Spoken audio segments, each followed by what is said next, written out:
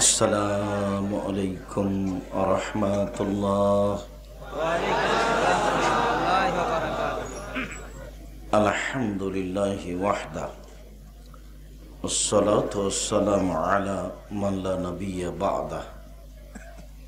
أما بعد فأعوذ بالله من الشيطان الرجيم.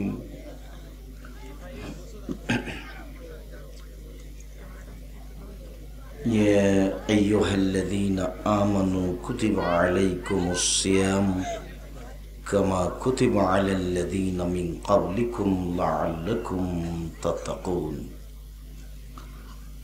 عن أبي سعيد الخدري رضي الله تعالى عنه قال قال رسول الله صلى الله عليه وسلم من صام يوما في سبيل الله بعد الله وجه عن النار 70 خريفا رواه البخاري. সম্মানিত দিনী বৈঠকের মুসলিম ভাই ও বোন, প্রশংসা আল্লাহর জন্য, শান্তি অবতীর্ণ হোক আল্লাহর রাসূলের উপর সাল্লাল্লাহু আলাইহি ওয়াসাল্লাম। আজকের দিনী বৈঠকে সংক্ষিপ্ত সময়ে বক্তব্যের বিষয় নফল সিয়াম, নফল রোজা। নফল সিয়াম রোজা সম্পর্কে এক গুরুত্বপূর্ণ সংক্ষিপ্ত তথ্যবহুল বিবরণের চেষ্টা করব ইনশাআল্লাহুল আজিজ। তবে আলোচনার এক পর্যায়ে সংক্ষিপ্তভাবে আদর্শ নিয়ে কথা হবে ইনশাআল্লাহ।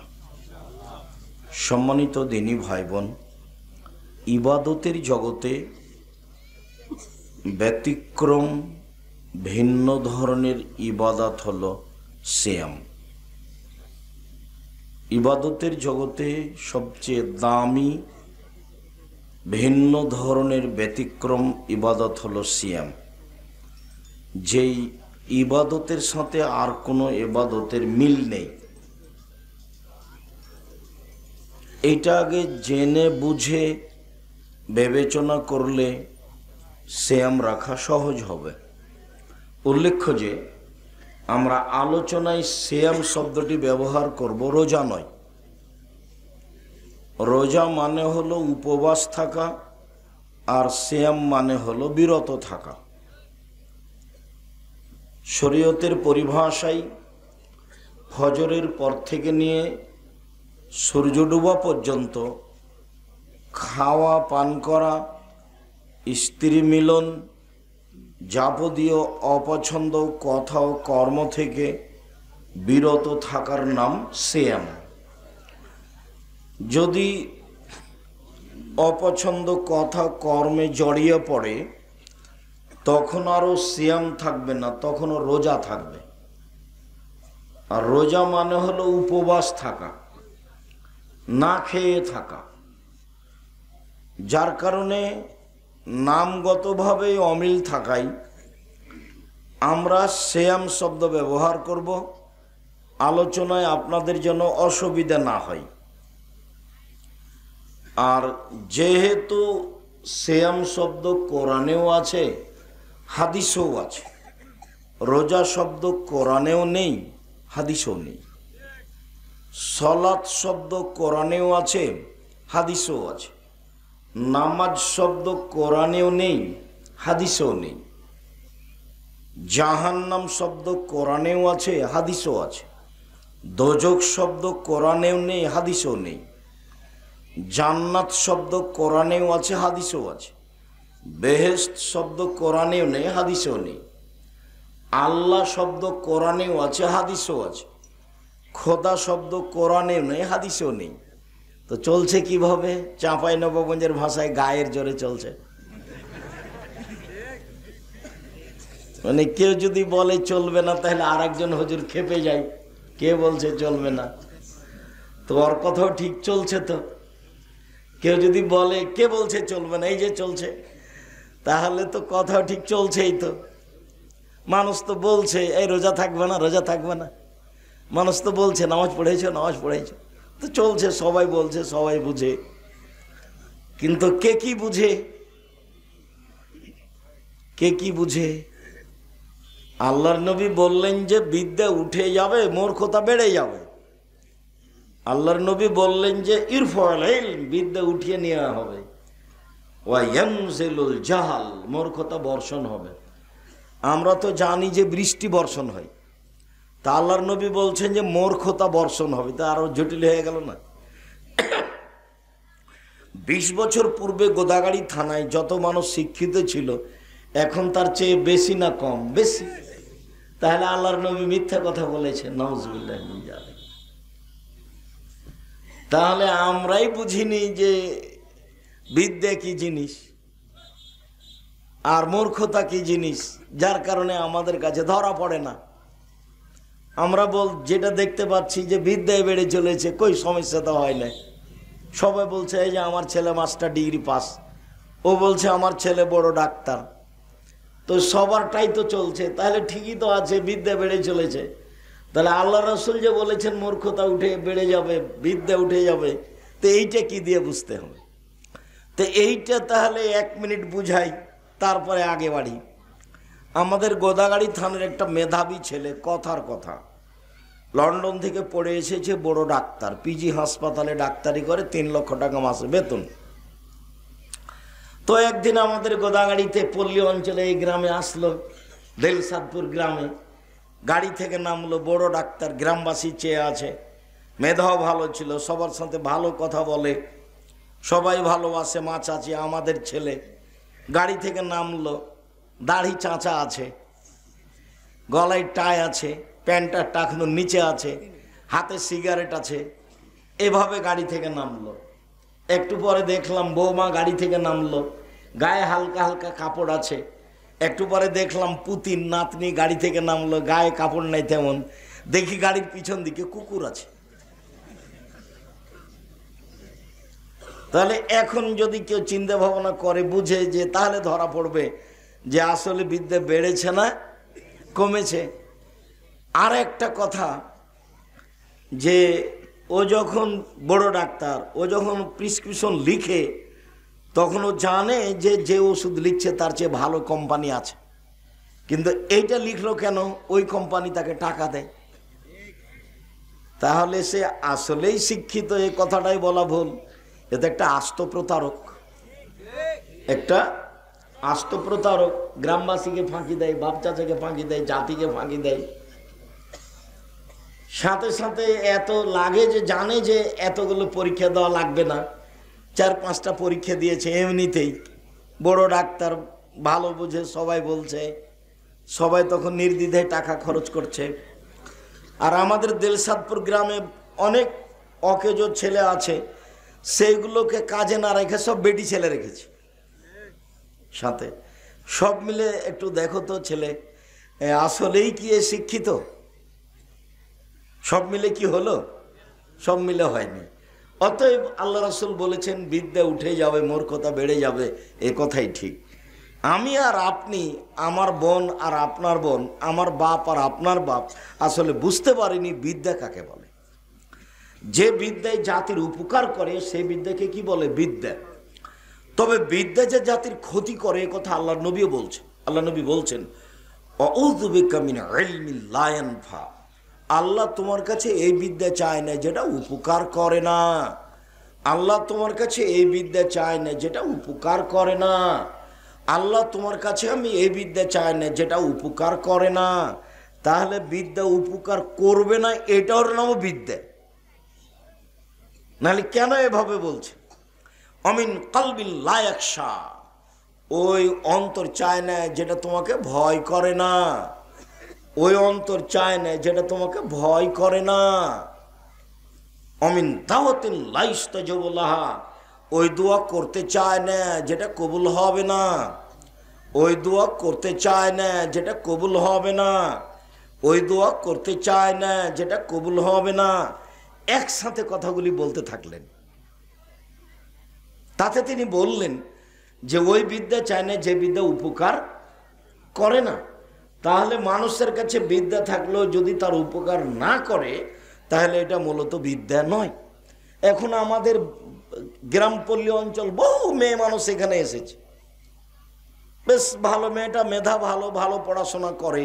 তো নখে নেইল পালিশ আছে। নখে কি আছে? নেইল পালিশ আছে। আর নখটা কি আছে? বড় আছে। তো ইহুদি খ্রিস্টানদের পতিতালয়ের মেয়েদের বৈশিষ্ট্য হলো নখ বড় রাখার, নখে নেইল পালিশ দেওয়া। ইহুদি খ্রিস্টানদের পতিতালয়ের মেয়েদের বৈশিষ্ট্য হলো নখ বড় রাখা এবং নখে নেইল পালিশ দেওয়া। আরো ভাষাতে নিচে নেমে যাই, চাঁপাইনবাবগঞ্জের ভাষায় চলে আসি। ইহুদি খ্রিস্টানদের বেশ্যালয়ের মেয়েদের বৈশিষ্ট্য হলো নখ বড় রাখা এবং নখে নেইল পালিশ দেওয়া। ভাষাটা আমাদের চাঁপাইয়ের সাথে ভালো মিল খায়নি? ভালো মিল খেয়েছে। তো এইটা হলো নিম্ন শ্রেণীর, ইতর শ্রেণীর ইহুদি খ্রিস্টান মেয়েদের বৈশিষ্ট্য। তো আমার মেয়ের নখ বড় আছে, নখে নেইল পালিশ আছে, আমার মেয়েও মাস্টার ডিগ্রি পাস। এবার আমি বলি যে আমার মেয়ে শিক্ষিতা, তাহলে আমারও ভুল। আমার মেয়ে যদি মনে করে আমি শিক্ষিতা, তারও ভুল। হিন্দু মেয়েদেরকে বিবাহ করার 10টি পদ্ধতি আছে। তার একটা পদ্ধতির নাম রাক্ষসী বিবাহ। মেয়ের বাপ বিবাহ দিবে না, ছেলেটা জোর করে বিবাহ করবে। তো কপালে টিপ দিতে পারলে বিবাহ হয়ে গেছে। এটার নাম রাক্ষসী বিবাহ। এটার নাম কি? রাক্ষসী বিবাহ। হিন্দু মেয়েদেরকে বিবাহ করার কয়টা পদ্ধতি আছে? 10টা। তার একটা কি? রাক্ষসী বিবাহ। সেটা কি? মেয়ের বাপ বিবাহ দিবে না, তো ছেলে তাকে বিবাহ করবে। তখন পদ্ধতি কি? আমাদের মেয়েদের কপালে টিপ আছে। এইবার তাহলে আমার মেয়ে যে শিক্ষিতা নয়, এ কথাই ঠিক। এই মেয়ে, কথা বলছো কেন? শরম হয় না তোমার? তোমাকেই তো বলছে। একবারে চুপচাপ থাকো। ঢং ঢং করে এসেছো, আবার ঢং ঢং করে গল্প করছো, মানে শরম হয় না কেন? তোমার বাপ না একজন কাপুরুষ মানুষ, সেই জন্য তুমি এখানে ফাইজলামি করতে এসেছো? তোমার গায়ের উপর দিয়ে আর একজন মহিলা হেঁটে চলে গেলে মুখ খুলবা না। যদি সামলাতে পারো বসে থাকো, নইলে তোমার আশাই ভুল হয়েছে। তুমি জানো, তোমার বাপ জানে, তোমার ভাই জানে যে আমি আব্দুর রাজ্জাক বিন ইউসুফ আমার জীবনে কোনোদিন অপ্রয়োজনীয় আমি কথা বলিনি। এটা রাজশাহী, এটা চাঁপাইনবাবগঞ্জ, এটা আমার জন্মভূমি। আমার সব সময় দৃঢ়তা কাজ করে যে সারা রাজশাহীর, সারা চাঁপাইনবাবগঞ্জের মহিলা পুরুষ আব্দুর রাজ্জাক সাহেবের সাথে পরামর্শ করবে। আমি তাকে দিনের ব্যাপারে, ধর্মের ব্যাপারে ভালো পরামর্শ দেবই দেবো ইনশাআল্লাহ। জাতির যদি রাস্তাঘাট করে দিতে না পারি, জাতির যদি স্কুল কলেজ করে দিতে না পারি, জাতিকে চূড়ান্ত সঠিক ধর্ম দিতে পারবো ইনশাআল্লাহ। ধর্মের ব্যাপারে জাতিকে ফাঁকি দিয়ে পরকাল হারাতে রাজি নই। এই বিষয়ে শক্ত পদক্ষেপ নিয়ে মাঠে থাকি। পদক্ষেপে সামান্যতম কোনো দুর্বলতা নেই। জীবনে কোনোদিন অপ্রয়োজনীয় কথা বলিনি, জীবনে কোনোদিন কেসা কাহিনী বলিনি, জীবনে কোনোদিন দল মাঝাব নিয়ে কথা বলিনি, ও পাতাই পড়ি না। জীবনে কোনোদিন সরকার নিয়ে কথা বলতে জানে, ওই পাতাই পড়ি না। মানুষের সামনে দাঁড়ালে যে বিষয় নিয়ে কথা বলতে চাই সেই বিষয়ে একটানা কথা বলতে থাকে। আলহামদুলিল্লাহ, বহু হাদিস মুখস্থ আছে, আমি ধারাবাহিকভাবে বলতে পারি আলহামদুলিল্লাহ। সম্মানিত দিনী ভাই বোন, এই মেয়ে তোমাকেই বলছি, চুপ থাকো, মুখ খুলবে না একবারে। আর একজন মহিলা যদি আপনার গায়ের উপর দিয়ে চলে যায়, আপনি মুখ খুলবেন না। ও যা করছে করুক, আপনি মুখ বন্ধ রাখেন। মানুষের জীবনে সবচেয়ে বিপজ্জনক জিনিস হলো মুখ। 1 মিনিট, এই ছেলে আমার দিকে খেয়াল করো। মানুষের জীবনে সবচেয়ে বিপজ্জনক জিনিস হলো মুখ। একদিন আল্লাহ রসুল বলছেন, হাল তাদরি মাইকুবুল নাসান নারা, সঙ্গী সাথী বলতে পারো মানুষকে পিছন দিক থেকে ধাক্কা মারে জাহান নামে নিক্ষেপ করে কি? সঙ্গী সাথী বলতে পারো মানুষকে পিছন দিক থেকে ধাক্কা মারে জাহান নামে নিক্ষেপ করে কি? সঙ্গী সাথী বলতে পারো মানুষকে পিছন দিক থেকে ধাক্কা মারে জাহান নামে নিক্ষেপ করে কি? এই কথা বলতে বলতেই ফাঁকা জালেছেন, নিজের জিভাটা ধরে নিয়েছেন নিজেই। জিভা, এই জিভা মানুষকে পিছন দিক থেকে ধাক্কা মারে জাহান্নামে নিক্ষেপ করে। তোমাকে আমি 30 বছর থেকে বলছি তুমি দোকানের সামনে বসিও না। দোকানের সামনে দুইজন বসে আছে, একজন আর একজনের বদনাম করছে আর ল্যাংটা মেয়ে নাচছে।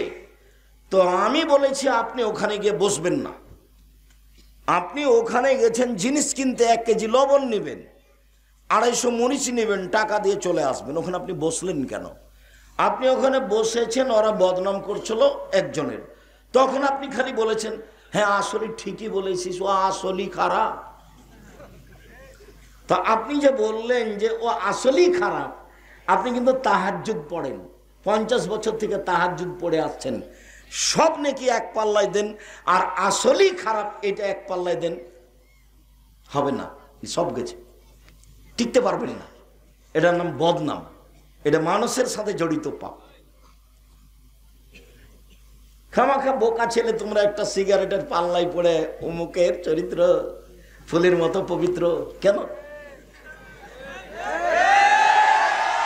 বাপের জমিদারি দিয়ে খাও, জমি দিয়ে দাও লিজ, খাই খালাসি, টাকা পাবাও অনেক, এখন খাও, সমস্যা নেই, ব্যবসা করে খাও। ব্যবসা পৃথিবীতে সবচেয়ে দামি জিনিস। আল্লাহ নবী বলছেন সত্যবাদী ব্যবসায়ীরা নবীদের সাথে থাকবেন।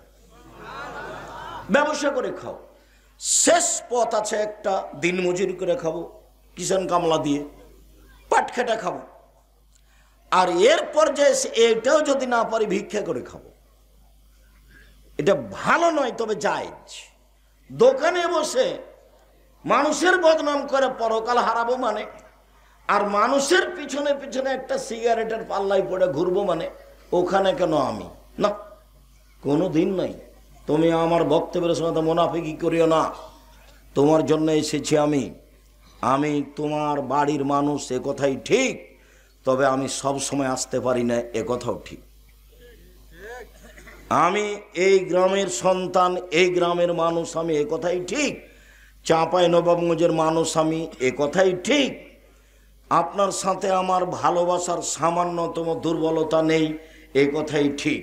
এরপরেও ইচ্ছা করলে আমি আসতে পারবো না, এ কথাই ঠিক। আমি আজকে আপনার সামনে কথা বলবো এই জন্য শুধু ঢাকা থেকে আসছি। কালকে সকালে রাজশাহীতে ক্লাস নিয়ে আমি যাব ঠাকুরগাঁ, ঠাকুরগাঁ থেকে আবার ঢাকা যাব। মানুষের দাবি দেওয়া খুব বেশি, তো মানুষের দাবি দেওয়ার সাথে যতদূর পারি টিকে থাকার চেষ্টা করি। এরই ফাঁকেও কিছু ভাঙাচোরা যা পারি লেখালেখি করার চেষ্টা করি। তো নিজের সুবিধা ভোগ করতে চাইনি কোনোদিন, নিজে কিছু করব এটা কোনোদিন হিসাব করিনি।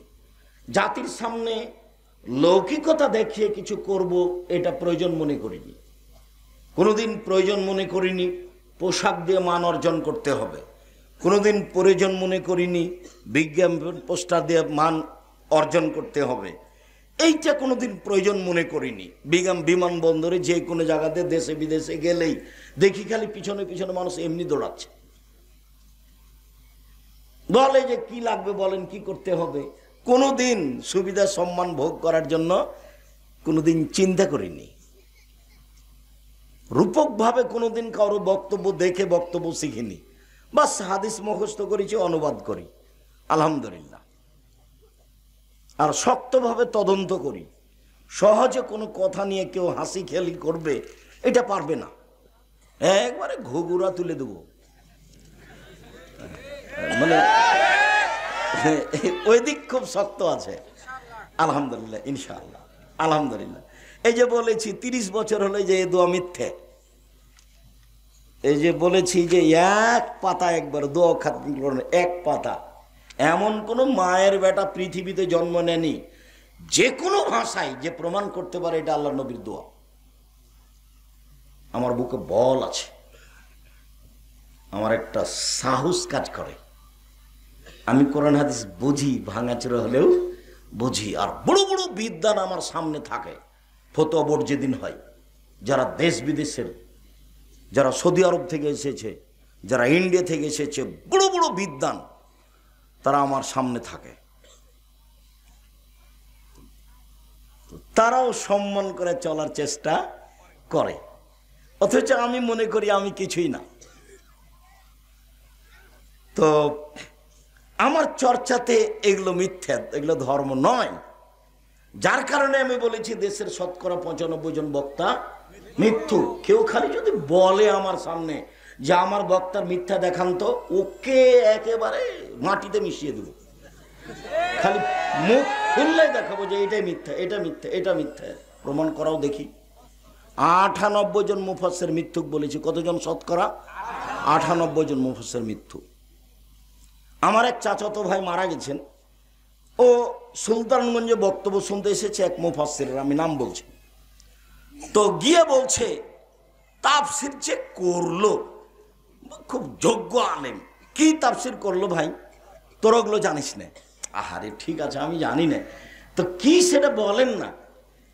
না তোরা ওগুলো জানিস না, ওই তাফসির তোরা জানিস না, কিছু বলবেন তো?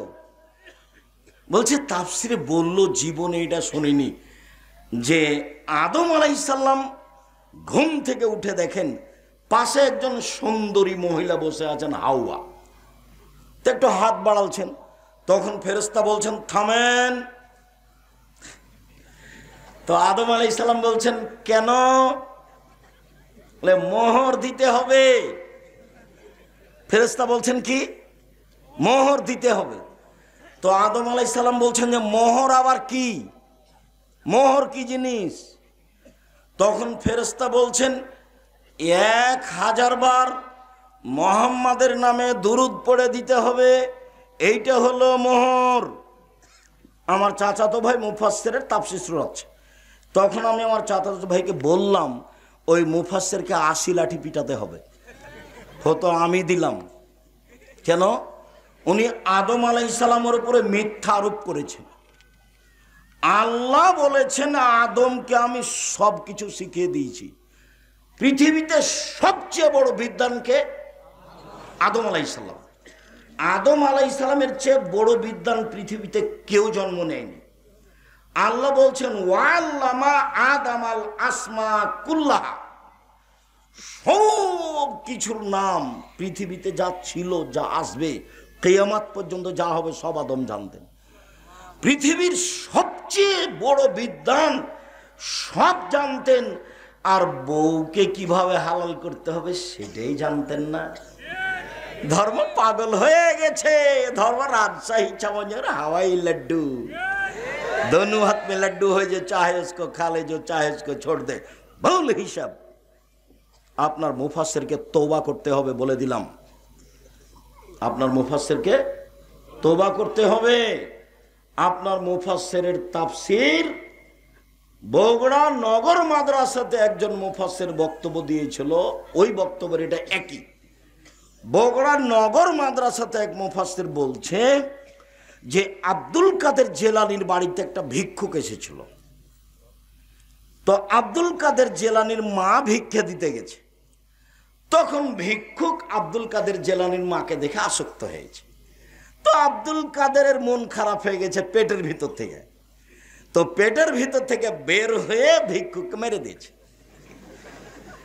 তো এখন আমি বলছি যে কোন শ্রোতা যদি দাঁড়িয়ে বলতো মাওলানা সাহেব আব্দুল কাদের তো মায়ের পেট থেকে বের হয়ে এসে ভিক্ষুককে তো মেরে দিলেন, তো এখনো তো তার প্রসব জন্মের সময় আসেনি, এখন ঢোকলেন কিভাবে? এইটা যদি কেউ বলে তাহলে তো মুফাসসির আটকা পড়ে। এটা তো আর কেউ বলে না। তাফসীর করছে সবাই খুশি। আর ওকে যে মারলো ও তো জেনা করেনি, তো মারবে কি করে? একজন মানুষ বিবাহ করার পরে যদি জেনা করে তাহলে তাকে কি করতে হবে? মারতে হবে ইট ঢিল পাথর দিয়ে। তো ফকির তো জেনাই করেনি। ফকির খালি বলছে যে আসক্ত হয়েছিল, হয়তো তার দিকে দেখেছে। সবই মিথ্যে, এবারে ডাহা মিথ্যে, এবারে নগদ মিথ্যে। এই ছেলে, শতকরা 98 জন মুফাসসির মিথ্যুক, এ কথাই ঠিক। তোমার সাহস থাকলে তোমার মুফাসসিরের কথা, আমি তোমার বাড়ির সন্তান, আমি তোমার বাড়ির ছেলে, আমি তোমার ভাই, আমি তোমার বাড়ি থেকে বলছি, তুমি আমার আর একটা ভাই, তার কথা আমার সামনে পেশ করিও, সব সময় আমি প্রস্তুত আছি ইনশাআল্লাহ। সম্মানিত দিনী ভাই বোন, বলছিলাম যে আজকের আলোচনা আছে ইবাদতের জগতে সবচেয়ে ব্যতিক্রম ইবাদত সিয়াম। এই কথা বলার পূর্বে আদর্শ নিয়ে অল্প একটু কথা বলবো।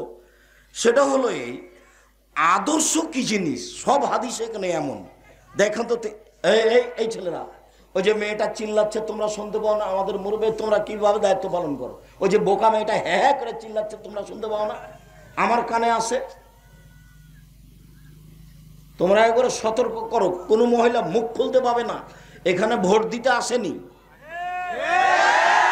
অতএব আর আপনাকে বলছি, তোমাকে বলছি, তোমার বোন এখানে আসবে, তুমি আগে বলে আসনি, বোন তুমি না হয় যাও না, আমার একটা মান সম্মানের ব্যাপার আছে, তুমি যাও না, তুমি যাও যদি তাহলে মুখ খুলিও না। আমি যে বলছি আপনার গায়ের উপর দিয়ে চড়ে যদি চলে যায় তবু মুখ খুলবেন না। ও গেছি, ও আপনাকে লাথি মেরে দিয়ে চলে গেছে, যাক গেছেই, আপনাকে ধৈর্যের পরিচয় দিতে হবে, মুখ খুলতে পাবেন না। মহিলা মানুষ, আপনার একটু শরম হয় না কেন? আপনার একটু হায়া হয় না কেন? আপনার একটু লজ্জা হয় না কেন? লজ্জা হওয়া উচিত, হায়া হওয়া উচিত। আর একজন গায়ের উপরে পা দিয়ে চলে গেছে, গেছি একটু দেখো তো, যাক ওনাকে নিয়ে তোমরা বিবেচনা করিও না, তাকে দেখার কেউ আছে। এক, মান ওয়ালাদালাহু ওয়ালাদান ফাল ইহসান ইসমাহু আদাবাহু। কারো যদি ছেলে জন্ম নেয় তাহলে সে যেন সুন্দর নাম রাখে আর শিষ্টাচার শিখিয়ে দেয়। তো 2 নম্বরে কি আছে? শিষ্টাচার। শিষ্টাচার কি জিনিস? এক নম্বর হাদিস গেল। 2, রাসূল সাল্লাল্লাহু আলাইহি সাল্লাম বলেন, মান কানাত লাহু সালাসা বানাত, কারোর যদি 3টা মেয়ে থাকে, 3টা মেয়ে, 3টা বেটি, 3টে যদি বেটি থাকে, আল্লামাহুন্না, তাকে যদি বিদ্যা শিখিয়ে দেয়, ও আদাবাহুন্না, তাকে যদি শিষ্টাচার শিখিয়ে দেয়, কাপড় চুপড় দেয়, বিবাহ সাথী দিয়ে দেয়, তাহলে 3টে মেয়ে ওর মাঝে আর জাহান্নামের মাঝে অন্তরাল হয়ে যাবে। ওইদিকে জাহান্নাম আর এদিকে ওর বাপ, আর মধ্যে 3টে মেয়ে। মধ্যে 3টে মেয়ে মানে কি বলেন তো দেখি? এরা বলছে যে আমার বাপ আগে জান্নাতে যাবে, তারপরে কোনো কথা। এরা মধ্যে অন্তরাল হয়ে গেছে, মধ্যে দাঁড়িয়ে গেছে। আল্লাহকে বলছে আমার বাপকে আগে জান্নাতে দেন, তারপরে কোনো কথা। বেটা ছেলে কিন্তু লালন পালন করে 5 পয়সা লাভ নাই। এমন কোনো হাদিস নাই দুনিয়াতে যে 10টা ছেলেকে কেউ যদি মাস্টার ডিগ্রি পাস করায় 1 পয়সা লাভ হবে, এই কথা আল্লাহ নবী বলেননি।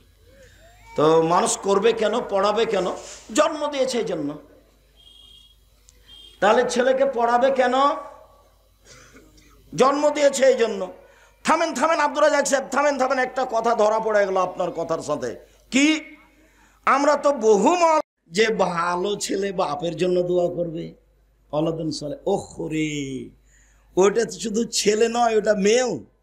ওয়ালাদুন আরবি শব্দ তো, ছেলেও ওয়ালাদুন, মেয়েও ওয়ালাদুন। মেয়ে যদি ভালো হয় মেয়েও ভালো, ছেলে যদি ভালো হয় ছেলেও ভালো। যেই ছেলে যে মেয়ে বাপ মায়ের জন্য কি করবে? দোয়া করবে। খাস করে ছেলের কোনো কথা নাই, কোনো কথা নাই।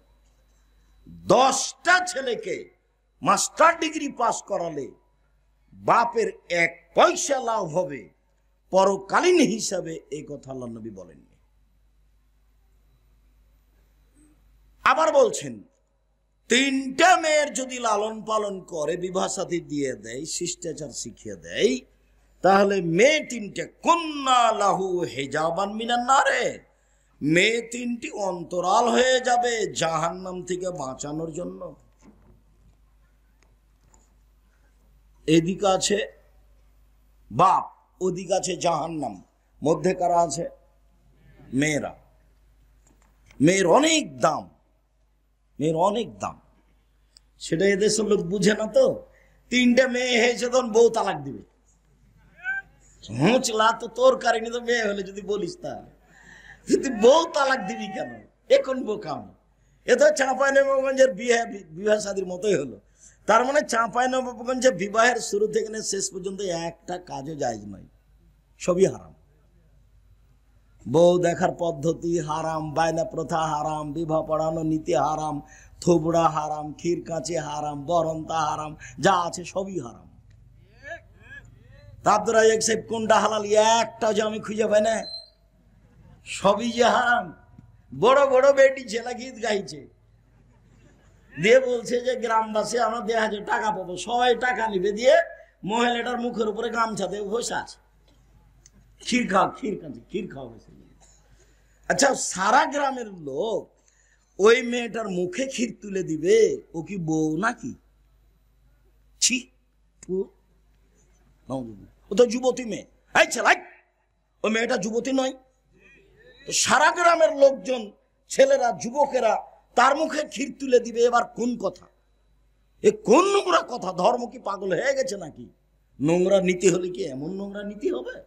অসভ্য নীতি হলে কি এমন অসভ্যতে নীতি হবে কি? এ হিন্দুদের বিভা লেগেছে যে কলার গাছের চতুর্দিকে ঘুরে ধর্ম পাগল হয়ে গেছে। যুবতী মেয়ের মুখে ক্ষীর তুলে দিবে গ্রামবাসী, অবাক কথা। তা দিবে কেন? এবারে খেয়ে থুবড়া প্রথায় হারাম, ওই থুবড়াতে পেশাব করে দিতে হবে,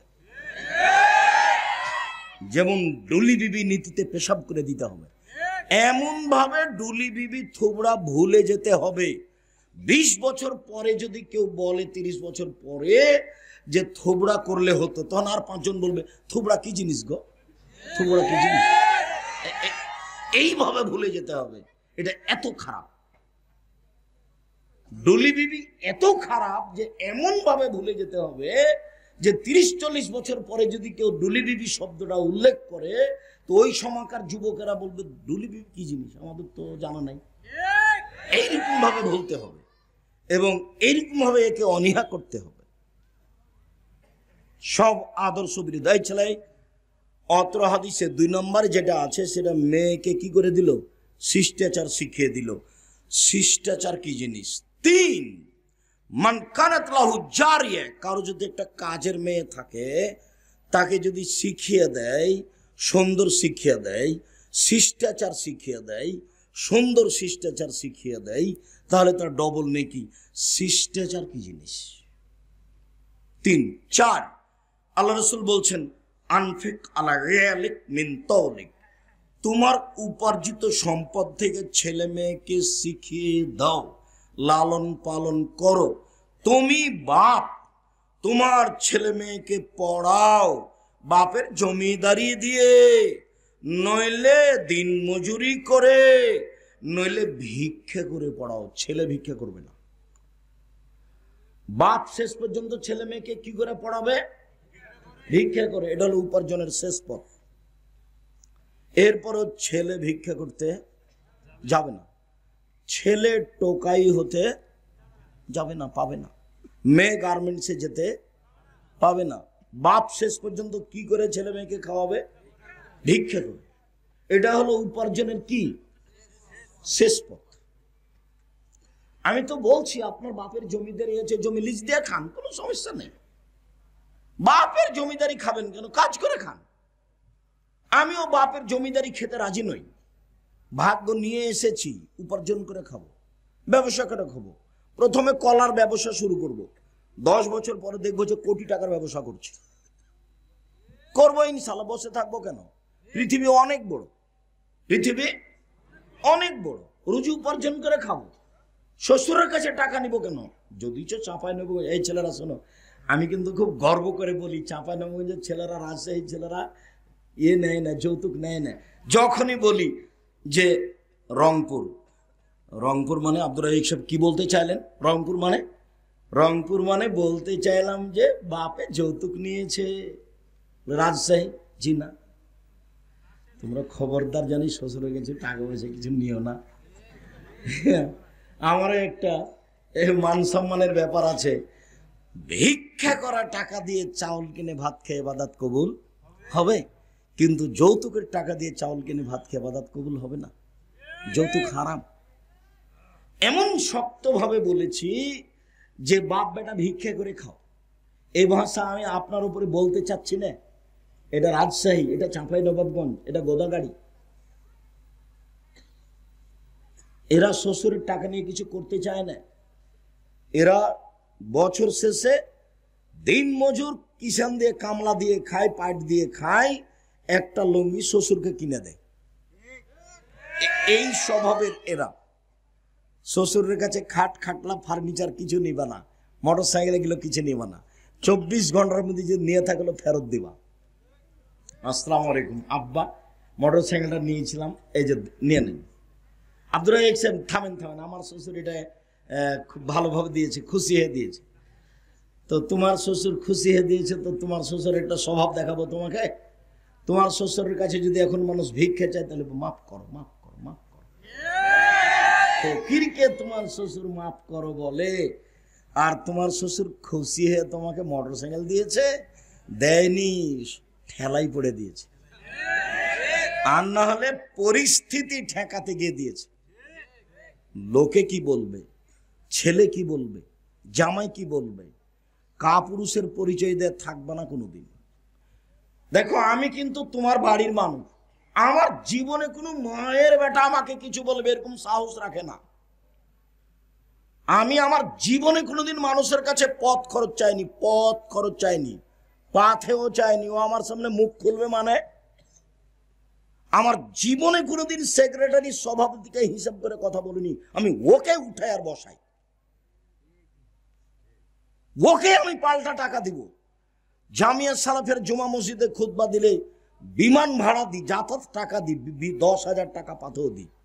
ও তো আজ পর্যন্ত আমাকে 5,000 টাকা দেয়, 3,000 টাকা দেয়। আর আমি যখন পথ খরচ দিই তখন কত দিই? 10,000। এটা হলো জামিয়া সালাফিয়া। ও আমার সামনে কথা বলবে মানে? এই সাহস, এই সুযোগ তার নেই।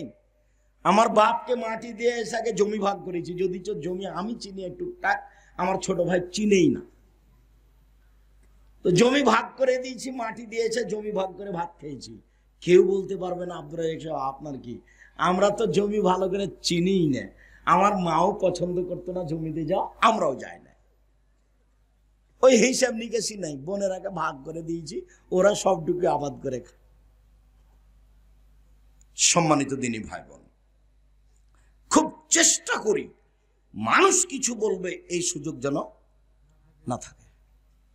তবে আমরা মানুষ, ভুল ত্রুটি তো হতেই পারে, আমরা তো আর ফেরেশতা নই, ভুলের ঊর্ধ্বে নই। তবুও মানুষ হিসেবে জীবন বাজি রেখে চেষ্টা করি যেন তার পিছনে পলার কিছু না থাকে। কোনোদিন খাওয়া পানি নিয়ে, ব্যক্তি নিয়ে কথা তোলা প্রয়োজন মনে করি না। খাতে দেয়নি, দেয়নি। ও পাথেও দেয়নি, দেয়নি। গালি দিয়েছে, দিয়েছে। যখন গালি দিতে দিতে কথা বন্ধ করে তখন আবার আমি রিং দিই। রিং দিয়ে বলি, ভাইজান আপনার মনে হয় গালি বাকি ছিল, টাকা মনে হয় শেষ হয়ে গেছে মোবাইলে, তো আপনার যদি আরো কিছু গালি দেওয়ার থাকে তো দিয়ে নেন। আমার ভিতরে রাগ ধরে না। আমিও চাঁপাইনবাবগঞ্জের মানুষ, আমারও গায়ে কি আছে? রক্ত আছে, গোস্ত আছে। কিন্তু আমি তার কথার উত্তর দেওয়া প্রয়োজন মনে করি না। ওর পিছনে আমি চলবো না, ওর পিছে আমি পড়বো না। সিলেটে হামলা করেছে, গাড়ির ওপরে আঘাত করেছে আমাকে। ওসি বলছে সিগনেচার করেন, মামলা আমি চালাবো। তখন আমি বলছি, ওসি সাহেব, মানুষের বিরুদ্ধে আমি মামলা করি না। আমি যদি মামলা করি তাহলে আমি মানুষ হিসাবে ওর বিরোধিতা করলাম, আর উপরওয়ালা যদি মামলা করে তাহলে তার শক্তি নিয়ে করলো, আমি তখন মানুষ করলাম। আর উপরওয়ালা যদি করে তাহলে আল্লাহ করলেন, আমি করলে ছোট হয়ে যাবে। আমি ছোট কাজ করতে রাজি নই, আমি ছোট কাজ করতে রাজি নই। সম্মানিত দিনী ভাই বোন, এই ছেলে, শেষের বাক্যে আল্লাহ রাসূল বলছেন, লা তারফা আসাকা আদাবান মিন আহলিক, পরিবার থেকে শিষ্টাচারের লাঠি উঠিয়ে নিও না, শক্তভাবে পরিবারের উপরে শিষ্টাচার চালু করো। শিষ্টাচার কি জিনিস। শেষের হাদিস, 5টা হাদিস পেশ করছি শিষ্টাচারে। 5, জাবের বলছেন যে রাসূলের সাথে যুদ্ধ করে বাড়িতে আসছি, মদিনায় ঢুকবো। তা আল্লাহ রাসূল বলছেন, এই থামো থামো থামো, আমরা এখানে রাতে থাকবো, সকালে বাড়ি যাব।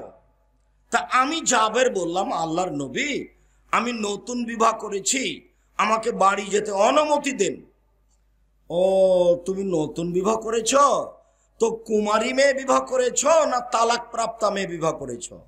তা আমি বললাম, আল্লাহ রাসূল, আমি তালাক প্রাপ্তা মেয়ে বিবাহ করেছি। ওর বিবাহ হয়েছিল, ওর স্বামী তাকে তালাক দিয়ে দিয়েছে, আমি তাকে বিবাহ করেছি।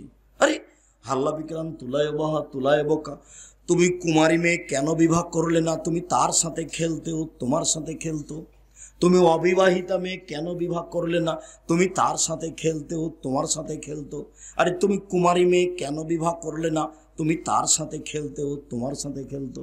তালাক প্রাপ্তা মেয়েকে বিবাহ করলে খেলা যায় না। মোহাম্মদ সাল্লাল্লাহু আলাইহি সাল্লামের 11 জন স্ত্রী, 13 জন স্ত্রীর মধ্যে মাত্র একজনের বিবাহ হয়নি আগে, তার নাম আয়েশা রাদিয়াল্লাহু তাআলা। আর যিনি তার সবচেয়ে দামি স্ত্রী, যার টাকা পয়সা নিয়ে তিনি সবকিছু করলেন, তো খাদিজা, মোহাম্মদ সাল্লাল্লাহু আলাইহি সাল্লামের তার 3 নম্বর স্বামী। খাদিজার কয় নম্বর স্বামী? মোহাম্মদ সাল্লাল্লাহু আলাইহি সাল্লাম 3 নম্বর স্বামী। আগে 2 জন পার হয়ে গেছেন। এইটা তিনি বলছেন একটা সুখ শান্তির ব্যাপার আছে। যাক, এখন জাবের কি বলছেন সেটা কথা। আল্লাহর নবী, আমার আব্বা ওহুদের যুদ্ধে শহীদ হয়েছেন 9 জন মেয়ে রেখে। আমার 9 জন বোন আছে।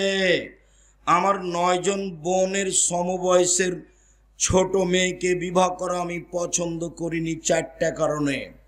আল্লাহর নবী, আমার আব্বা শহীদ হয়েছেন ওহুদের যুদ্ধে 9 জন মেয়ে রেখে। আমার 9 জন বোন আছে।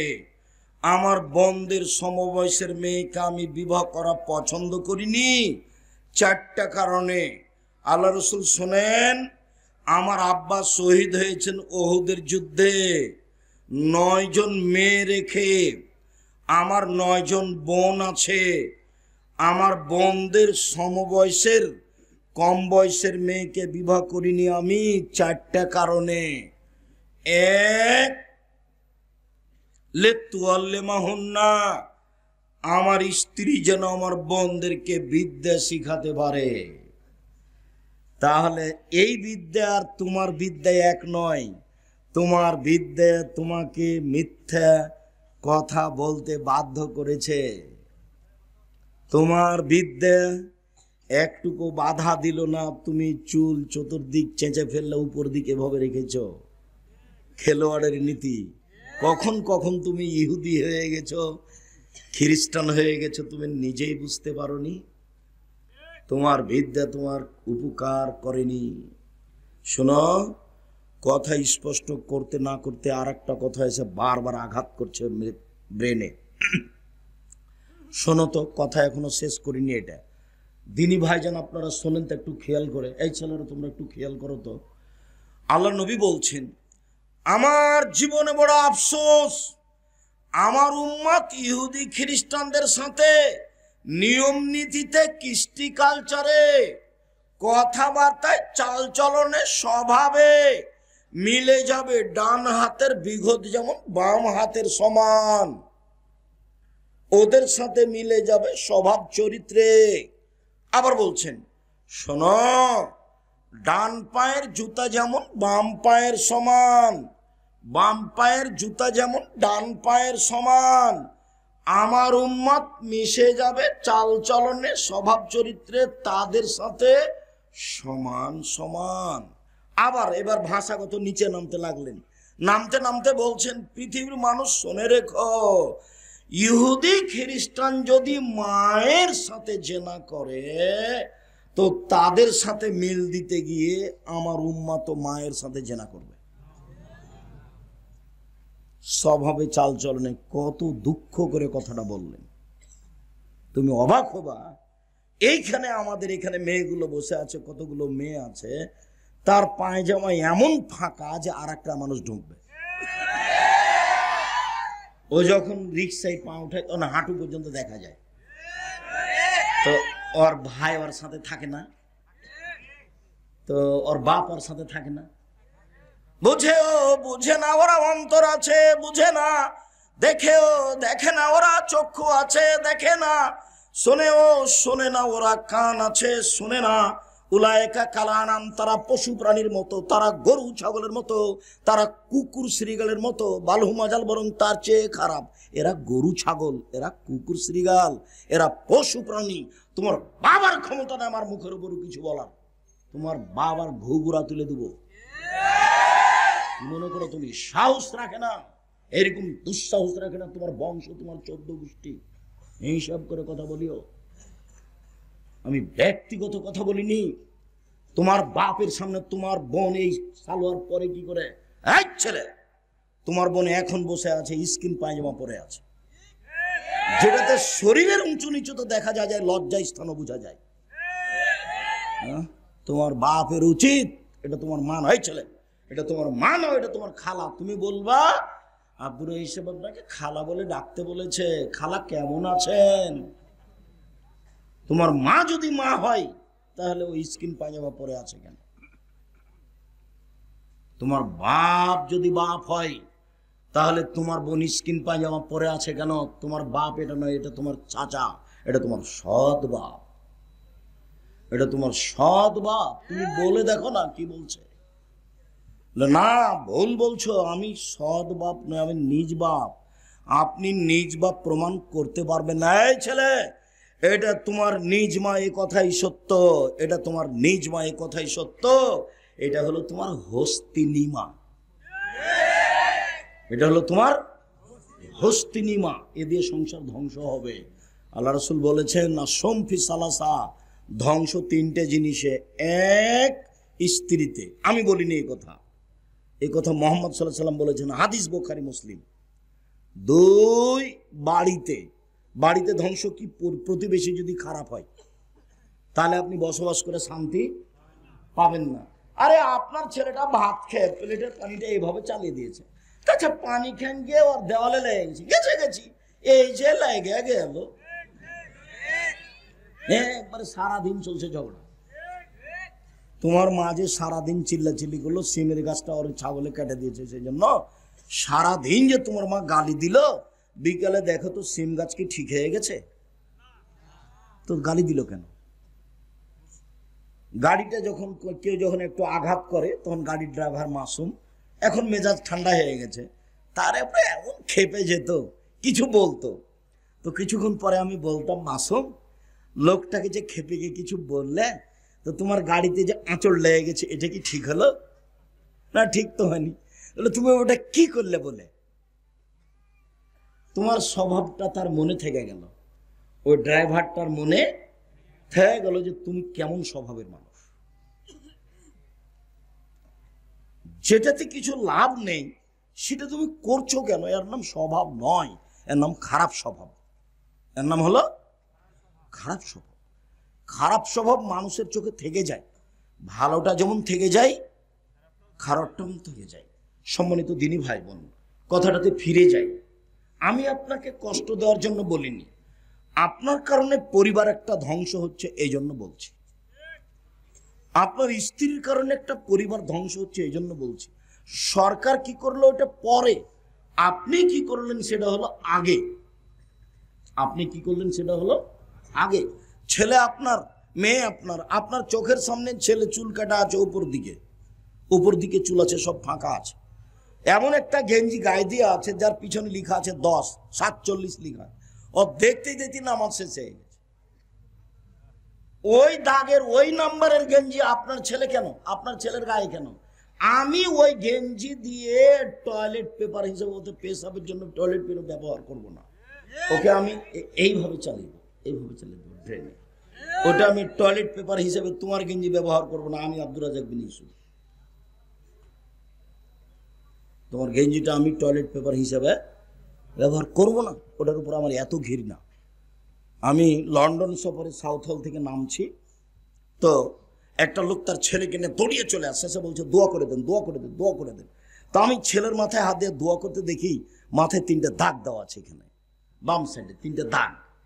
তা আমি মনে করছি যে তাহলে ওর মা চুল ছেড়ে দিচ্ছ না, ছেলে চুল ছেড়ে নিবে না, জোর করে দিচ্ছে, তখন কেচি লেগে গেছে এখানে, এটা আমি মনে করছি।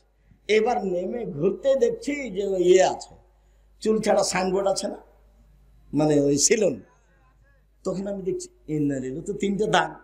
তা বলছি, ভাইজান এদেশে উপার্জন করে খেতে এসেছি, আদর্শ বিক্রি করতে আসিনি। অবশ্যই আপনার ছেলের মাথায় যে 3টে দাগ দেখা যাচ্ছে, সেলুনের যে দাগ দেখাচ্ছে ওটাই হবে। তখন একটু হেসে উঠেছে,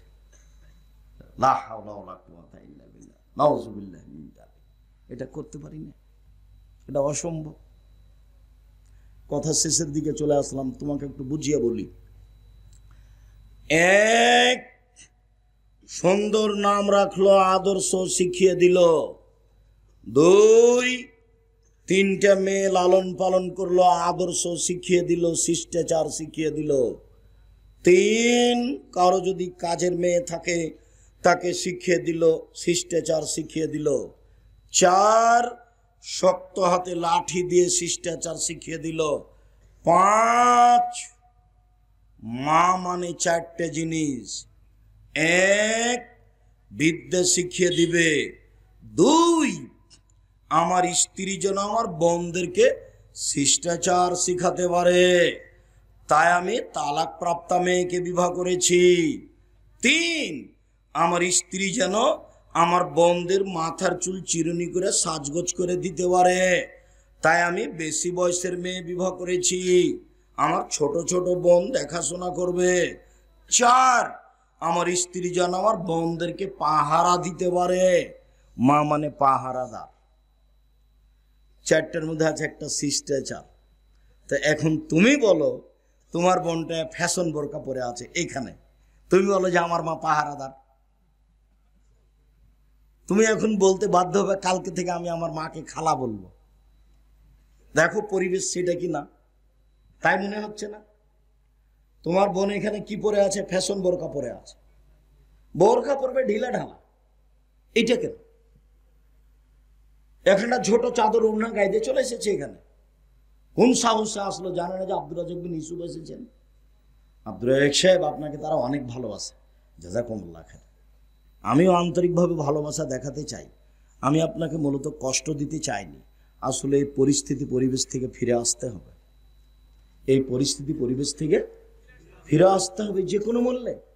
আপনার মেয়ে আমার মেয়ে, আপনার বোন আমার বোন, আমি তাকে সম্মান দিয়ে কথা বলতে চাই। আমি দুঃখিত কেন ফ্যাশন বোরকা পরলো। আমি আপনার মেয়েকে, আপনার বোনকে আমি আয়েশা রাদিয়াল্লাহু তাআলার মতো দেখতে চাই, আমি তাকে নিন্দা করতে চাইনি। 1 মিনিট, আয়েশা কেমন মহিলা? অবাক হতে হয়। আয়েশা রাদিয়াল্লাহু তাআলা আনহা বলেন, আমার ঘরে হলো আমার স্বামীর কবর, তখন আমি এমনিতে যাই, অত বিবেচনা করি না কাপড় মাথায় থাকার মাথায়। কয়দিন পরে সেখানে কবর হলো আমার বাপের, তো এটা আমার স্বামীর কবর, এটা আমার বাপের কবর, আমি এমনিতে যাই, অত খেয়াল করি না। কয়দিন পরে ওখানে কবর হলো উমার রাদিয়াল্লাহু তাআলা আনহুর, তখন আমি উমারের কবরকে লজ্জা করি, এখানে একজন বেগানা পুরুষের কবর আছে, আমি কবরকে লজ্জা করি। আয়েশা রাদিয়াল্লাহু তাআলা কিকে লজ্জা করছেন? কবরকে। আর তোমার বোন এখানে ফ্যাশন বোরকা পরে এসেছে, বলো এবার কি করতে হয়? কি দিয়ে বুঝাই? তোমার আব্বাকে কি বলবো, এবার তোমাকে কি বলবো, আমি কি বলি? দেখো তোমার আম্মাকে কি বলি? সবাই যদি ভুল পথে চলে তাহলে ঠিক পথে চলবে কে? শিষ্টাচার। ভাইজান সাইদুর রহমান সাহেব আপনাদেরকে শিষ্টাচার শিখাচ্ছিলেন। গুরুত্বপূর্ণ কথা। আপনার মা আপনার ছোট ভাইটার গায়ে যে জামা পরাবে, কোন হাত আগে ঢোকাবে? ডান হাত। এর নাম শিষ্টাচার। জুতা পরানোর সময় কোনটা আগে পরাবে? ডান পায়ের, এর নাম শিষ্টাচার। খোলার সময় কোনটা আগে খুলবে? বাম পায়ের, এর নাম শিষ্টাচার। তোমার ভাইকে নিয়ে তোমার আম্মা শুইতে যাচ্ছে, কোন কাতে শোয়াবে? ডান কাতে, এর নাম শিষ্টাচার। পেশাব পায়খানায় যাবে তোমার ভাই, তোমার আম্মা বলে দিবে দোয়া পড়ে যাও আব্বু, এর নাম শিষ্টাচার। বের হয়ে আসবে, দোয়া পড়ে আসো আব্বু, এর নাম শিষ্টাচার। আব্বু মসজিদে যখন ঢুকবা তখন ডান পা আগে দিও, এর নাম শিষ্টাচার। সালাম আগে দিও, এর নাম শিষ্টাচার। রাস্তার এক পাশ দিয়ে হাঁটিও, এর নাম শিষ্টাচার। মানুষের সাথে নরম করে কথা বলিও, এর নাম শিষ্টাচার। কাউকে গালি দিও না, এর নাম শিষ্টাচার। কাউকে উপেক্ষা করে কথা বলিও না, এর নাম শিষ্টাচার। ক্ষমতা দেখে কিছু করিও না আব্বু, ফেরাউন ডুবে গেছে, এর নাম শিষ্টাচার। সম্মানী মানুষকে সম্মান দিও, এর নাম শিষ্টাচার। শিষ্টাচার দিয়ে সব কিছু ভরা, পেশাব পায়খানা, নিয়ম কানুন, চলাফেরা, পানি পান করা, সব শিষ্টাচার। এক গ্লাস পানি পান করলে 5টা শিষ্টাচার লাগে, এর নাম শিষ্টাচার। ইসলামের সব কিছু শিষ্টাচার দিয়ে পূর্ণ। কিন্তু আমি আর আপনি বুঝতে পারলাম না, মনে করলাম পৃথিবীতে এমনি আছি পশু প্রাণীর মতো। জি না, পশু প্রাণীর মতো থেকে বিচার মাঠে সফল হওয়া যাবে না। গরু ছাগলের বিচার হবে না, মানুষেরই বিচার হবে। বুঝেও বুঝে না ওরা, অন্তর আছে বুঝে না। দেখেও দেখে না ওরা, চক্ষু আছে দেখে না। শোনেও শোনে না ওরা, কান আছে শোনে না। ওরা পশু প্রাণীর মতো, ওরা গরু ছাগলের মতো, ওরা কুকুর স্ত্রীর মতো, বালু মাজাল বরং তার চেয়ে খারাপ। শিষ্টাচার। সম্মানিত দিনী ভাই বোন, আমাদের দেশে বিবাহের নিয়ম নীতি যা আছে পুরোটুকুই শিষ্টাচার। যা ছিল সব উল্টে গেছে। এইটা পরিবর্তন করতে হবে। আমার নিজের দেখা, আমাদের গ্রামের মুরব্বীরা একটা ছেলেকে দেখতে এসেছে, তো এখন ছেলেটা সবাইকে সালাম দিয়ে ঘুরছে। দিয়ে যখন এরকম মুরব্বীর কাছে গেছে তখন ওই ছেলেটার হাতটা ধরে নিয়েছে। দিয়ে মুরব্বী বলছে, কি বললে বলো তো, দোয়া পড়ো তো। তখন ছেলেটা বলছে কি, একফিরুল্লাহ আলাইকুম, বা ছেলেটা কিছু বলে না। তখন মুরব্বী বলছে, আরে সালাম দেওয়ার দোয়াটাই জানো না, কিন্তু দোয়া যে এটা নয় এটা মুরব্বীও জানে না। কিভাবে সমাজ অন্ধকার হয়ে আছে। উনি কিন্তু খপ করে হাতখান ধরে নিয়েছে, ধরে বলছে কি বললে বলো তো। ও কিন্তু আর দাদা শ্বশুর হবে, বিবাহ হয়ে গেলে কি হবে, দাদা শ্বশুর হবে। কি বললে বলো তো। তখন থেমে আছে, আরে তুমি সালামের দোয়াটাই জানো না, একফিরুল্লাহ আলাইকুম, ওও জানো না যে এটা সালামের দোয়া কিনা। সব অন্ধকারে চলছে। সম্মানিত দিনী ভাই বোন, দুঃখিত। উপস্থিত বৈঠকের মুসলিম বোন, পোশাক পরিবর্তন করেন। শাড়ি পরা আমি নিষেধ করিনি। শাড়ি পরলে আপনি 2 ছাটের ব্লাউজ পরবেন বড়, এ কথাই ঠিক। আপনি স্কিন পায়জামা পরবেন না, এটাকে কালকে জ্বালিয়ে দিবেন। এত বড় ফাঁকা পায়জামা পরবেন, এটা কালকে জ্বালিয়ে দিবেন। স্বাভাবিক গতির পায়জামা পরবেন, যেটাকে আমরা সালোয়ার বলি। মেক্সি চাদর পরে জীবিকা নির্বাহ করার চেষ্টা করেন। অল্প দিন বাঁচতে এসে অঙ্গ প্রত্যঙ্গ আরেকজনকে দেখিয়ে পাপী করে নিজেকে জাহান্নামী ঘোষণা করে কি করবেন। জাহান্নাম বলতে নারী আর নারী, জাহান্নাম বলতে নারী আর নারী, জাহান্নাম বলতে নারী আর নারী। যেই মুখে মোহাম্মদ সাল্লাল্লাহু আলাইহি ওয়াসাল্লাম বললেন জাহান্নাম বলতে নারীকেই বুঝাই, সেই মুখে মোহাম্মদ সাল্লাল্লাহু আলাইহি ওয়াসাল্লাম বললেন, শোনো, মহিলারা যদি 4টা কাজ করতে পারে জান্নাতের সব দরজা খোলা। ওই মুখে বলছেন পৃথিবীর সবচেয়ে বড় মানুষ, শোনো, মহিলারা যদি 4টা কাজ করতে পারে জান্নাতের সব দরজা খোলা। 1, 5 ওয়াক্ত সালাত যে কোনো মূল্যে। 2, রমজান মাসের রোজা। 3, স্বামীকে মেনে চলা, তিতা লাগলেও মিঠা লাগলেও। স্বামীর সাথে আপনাকে চলতে হবে। সপ্তাহ সপ্তাহ কথা বলেন না, মাস মাস কথা বলেন না। 1 গ্লাস পানি চাইলে বেটিকে বলেন তোর বাপকে পানি দেগা, বৌমাকে বলেন তোমার শ্বশুরকে পানি দাও।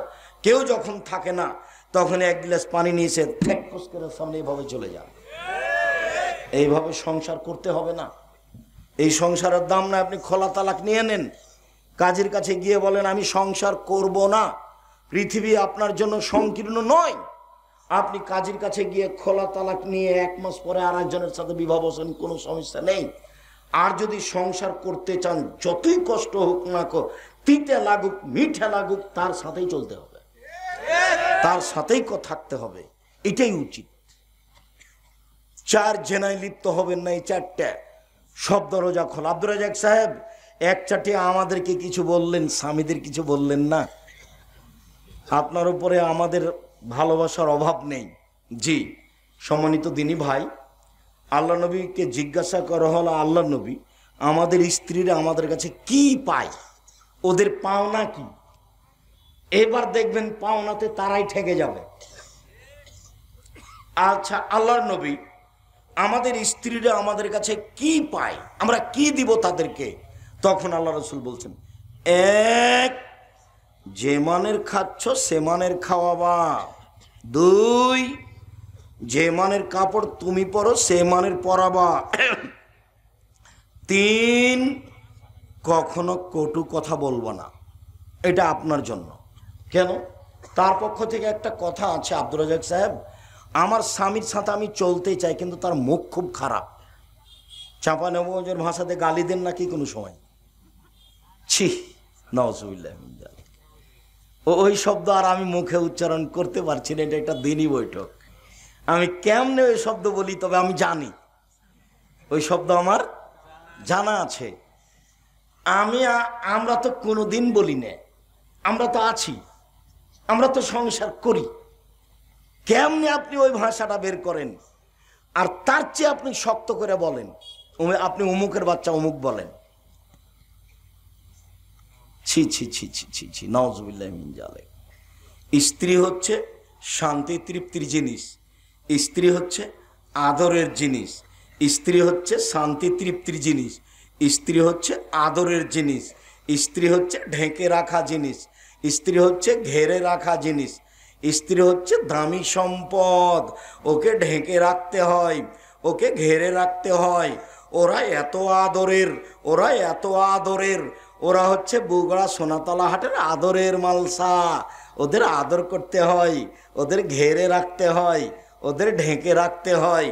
ওরা পৃথিবীর সবচেয়ে দামি সম্পদ। আল্লাহ রসুল বলছেন, আদ-দুনিয়া কুল্লুহা মাতা ওয়া খায়রু মাতা'id দুনিয়া আল মারাতু সালেহা।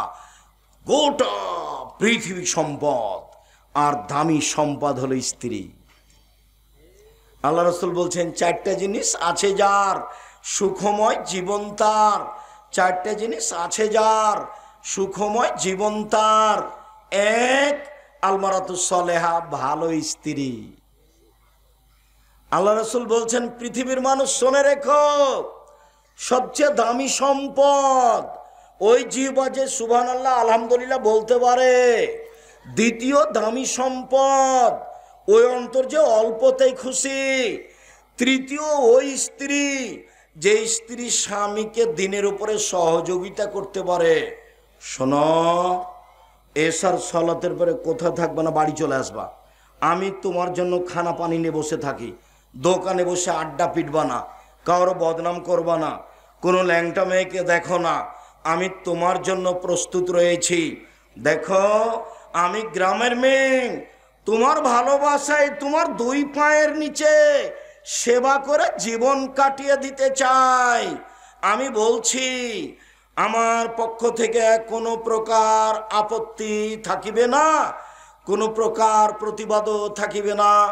যাহাই খাওয়াইবেন তাহাই খাইব, যাহাই পরাবেন তাহাই পরিব। আমি কখনো অভিমান করিব না। আপনার কাপড় মোটা হলেও বলবো না কাপড়টা মোটা, চিকন হলেও বলবো না কাপড়টা চিকন। যেভাবে আপনি খুশি সেভাবে আমি খুশি। তাহলে এবার সংসার কি হবে? সুন্দর হবে। আর যদি অভিমান থাকে, অভিমান মানে ঈদের দিনে একটা ভালো শাড়ি দিবা, ঈদের দিনে রোজার ঈদে একটা ভালো শাড়ি দিবা, তা আপনি দিতে পারেননি, এটা হলো অভিমান। আবার কুরবানিতে চেয়েছে, সেটা দিতে পারেননি, তখন কুরবানির পরে বলছে তুমি আমার কোনো কথাই শোনো না। এই যে অভিমান খুব খারাপ। সে শয়তানকে বলাবে, দেখছিস দেখছিস তোকে কোনোদিন দেয় না, দেখছিস তোকে কোনোদিন দেয় না, শয়তানকে বলাই। আর প্রতিবাদ, হ্যাঁ তুমি আমার মাকে এভাবে বললে কেন, তুমি আমার মাকে এভাবে বললে কেন, তুমি আমার সাথে এভাবে আচরণ কেন দেখালে, এটা হলো প্রতিবাদ। একবার যদি আপনার বউ প্রতিবাদ করে, তাহলে বারবার শয়তানকে বলবে, এই যে দেখলি তোর স্বামী এই কথা শুনলো না, বল বল বল, কিছু বল। এই যে তোর মাকে গালি দিল, কিছু বল। এটা কে করাচ্ছে? শয়তান করাচ্ছে। যার জন্য স্ত্রী যদি কোনো অভিমান না করে, প্রতিবাদ না করে, সংসার কি হবে? সুন্দর হবে। কখনো আপনি কটু কথা বলবেন না, কোনো সময় বলবেন না যে তোমার ঠোঁটটা মোটা। একবার ঠোঁট মোটা বললে 10 বছর ভালোবাসবেন না। কোনো সময় বলবেন না যে তোমার রংটা কালো, এভাবে বলবেন না। খালি প্রশংসা করবেন, বুদ্ধি কম, প্রশংসা প্রিয়। তোমার মতো কোনো মেয়ে দেখি না, তোমার চাল চলন সবচেয়ে ভালো, সারা রাত পা টিপে দিবে। আল্লাহ নবী বলছেন যে বুদ্ধি কম, না কেস তাকলি নদিন। আপনি গালি দিয়েন না, প্রশংসা করেন, সংসার একবারে খুব সুন্দর হবে, শান্তি পাবেন, তৃপ্তি পাবেন। আর বুঝতে পারেননি যে ও কি জিনিস, যার কারণে মেরেছেন, যার কারণে গালি দিয়েছেন, শেষ পর্যন্ত আপনি শান্তি পাননি। শান্তি তৃপ্তি নিতে হলে প্রশংসা করতে হবে বেশি, গালি দিতে হবে না, তাহলে সংসার সুন্দর হয়ে যাবে। 4, কখনো মুখের উপরে মারবেন না। 5, নিজের বাড়ি ছাড়া কোথাও যেতে দিবেন না। এবার নিজের বাড়ি ছাড়া কোথাও যেতে দিবেন না। জরুরি দুর্ঘটনা ছাড়া খালার বাড়ি যেতে পাবে না, ফুফুর বাড়ি যেতে পাবে না, মায়ের বাড়ি যেতে পাবে না। জরুরি প্রয়োজন ছাড়া বাড়ির বাইরে যেতে পাবে না। 5টা। 1, যে মানের খাচ্ছেন সে মানের খাওয়াবেন। 2, যে মানের পড়ছেন সে মানের পড়াবেন। 3, কটু কথা বলবেন না। 4, মুখের উপরে মারবেন না। নিজের বাড়ি। 5, নিজের বাড়ি ছাড়া কোথাও যেতে দিবেন না। হাট বাজারের তো প্রশ্নই আসে না, ওকে ঘেরে রাখবেন। আল্লাহ রসুল বলছেন আল মারাতু আওরা, মহিলা হচ্ছে ঢেকে রাখা জিনিস। মহিলা হচ্ছে ঢেকে রাখা জিনিস, ওকে ঢেকে রাখতে হবে। এই ছেলে বসো। সম্মানিত দিনী ভাই বোন, চলে আসলাম অল্প সময়। ইবাদতের জগতে সবচেয়ে দামি ইবাদত সিয়াম। এটা কিভাবে হলো একটু দেখেন তো। উমামা বাহেলি রাদিয়াল্লাহু তাআলা আনহু বলেন, আল্লাহর নবী মুরনি বে আমালিন, আল্লাহ নবী আমাকে একটা আমলের কথা বলেন তো আল্লাহ নবী, যাতে আমি জান্নাতে চলে যাব। তখন আল্লাহ রাসূল বলছেন, উমামা আলাইকা বিসম ফাইনুল্লাহ মিসলালাহু, তুমি সিয়াম পালন করো। ইবাদতের জগতে সিয়ামের মতো কোনো ইবাদত নেই। এটা সিয়াম আর এটা সালাত। সালাত সিয়ামের মতো জিনা। এটা হজ, এটা সিয়াম। হজ সিয়ামের মতো জিনা। পৃথিবীর কোনো ইবাদত সিয়ামের মতো নয়। আবার উমামা বাহিলে বলছেন, আল্লাহর নবী আমাকে একটা আমলের কথা বলেন তো আল্লাহর নবী, যেটা করলে আমি জান্নাতে চলে যাব। তখন আল্লাহ রাসূল বলছেন, উমামা আলাইকা বিসম ফাইন্নাহু লা ইদলা লাহু, তুমি সিয়াম পালন করো। ইবাদতের জগতে সিয়ামের সমপর্যায়ের কোনো ইবাদত নেই। এটা সালাত, এটা সিয়াম। সালাত সিয়ামের সমপর্যায়ের জিনা। হজ সিয়ামের সমপর্যায়ের জিনা। কোরআন তেলাওয়াত সিয়ামের সমপর্যায় জিনা। তাসবিহ তাহলিল সিয়ামের সমপর্যায় জিনা। এমন কোনো ইবাদত নেই যেটা কার সমপর্যায়ের হতে পারে? সিয়ামের সমপর্যায়ের হতে পারে। এই কথা মুহাম্মদ সাল্লাল্লাহু আলাইহি সাল্লাম বলেন। আল্লাহ নবী বলেন, জান্নাতের দরজা 8টি আর জাহান্নামের দরজা 7টি। যেদিন মানুষ জান্নাতে ঢুকবে তো সালাতের জন্য একটা দরজা আছে। ফেরেশতারা বলবে আসেন আসেন, যারা সালাত আদায় করেছেন এই দরজা দিয়ে আসেন। যারা সিয়াম পালন করেছে ফেরেশতারা বলবে আসেন আসেন, যারা সিয়াম পালন করেছেন এই দরজা দিয়ে আসেন। যারা হজ করেছে আসেন আসেন, যারা হজ করেছেন এই দরজা দিয়ে আসেন। আল্লাহ নবী বলছেন যে এজা দাখালা আখির মুগলিকা, সিয়াম পালনকারীর শেষ ব্যক্তি এই দরজা দিয়ে ঢুকে গেলে এটা ক্লোজ করা হবে, এটা বন্ধ, বাকিগুলো খোলা আছে। মানে হজ পালনকারী সলাতের দরজা দিয়ে ঢুকতে পারে, মানে সলাত আদায়কারী হজের দরজা দিয়ে ঢুকতে পারে, কিন্তু এই দরজা দিয়ে সিয়াম ছাড়া অন্য কোনো ইবাদত দিয়ে ঢুকতে পাবে না। ইবাদতের জগতে ভিন্ন ধরনের ইবাদত হলো সিয়াম, এর সাথে কোনো মিল নেই। আবু হুরায়রা রাদিয়াল্লাহু তাআলা আনহু বলেন, আল্লাহর নবী বলেছেন, কুল্লু আমাল ইবনে আদম ইজাফুল হাসানাতু বিআশরি আমসালিল সাবিমিয়াতিহি, আদম সন্তানের সব নেকি 1 থেকে 10, 10 থেকে 700, আরো আরো আরো আরো অনেক। যেটাই করুক, সালাত আদায় করলো, আল্লাহ বলবেন এই ফেরেশতা নেকি লিখে দাও। একবারে 10 লিখো, 700 লিখো, বাড়াও। কোরআন মাজিদ তেলাওয়াত করলো, এই ফেরেশতা নেকি লিখো, নেকি লিখো, 10 লিখো, 700 লিখো, বাড়াও। হজ করলো, নেকি লিখো, 700 করো, বাড়াও বাড়াও, সবটাই। কিন্তু আল্লাহ বলছেন ইল্লা সাওমা, তবে শ্যাম ফাইনাহু লি, শ্যাম আমার ব্যাপার, ওয়ানা আজিজি বেহি, প্রতিদান আমি দিব। কি প্রতিদান দিবেন? শ্যাম পালন করলে 2, 4, 5, 10 নেকি হয় না। শ্যাম পালনের নামে কোনো নেকি নির্ধারিত নেই। শ্যাম পালনের বিনিময় জান্নাত এক খেলে চেয়ে থাকবেন।